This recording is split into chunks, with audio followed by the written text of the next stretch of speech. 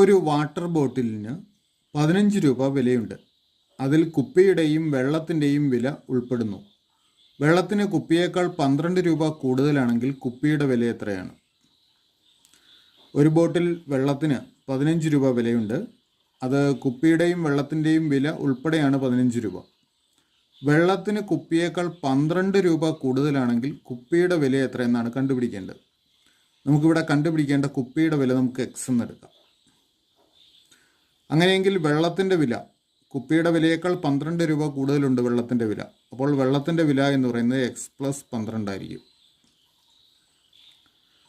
ഇനി വെള്ളത്തിനും കുപ്പിക്കും കൂടി ആണ് 15 രൂപ. അപ്പോൾ കുപ്പിയുടെ വില എക്സും വെള്ളത്തിൻ്റെ വില എക്സ് പ്ലസ് 12ഉം, ഇത് രണ്ടും കൂടെ കൂട്ടുമ്പോൾ 15 രൂപ കിട്ടും. വെള്ളത്തിൻ്റെയും കുപ്പിയുടെയും കൂടെ ആകെയുള്ള വില.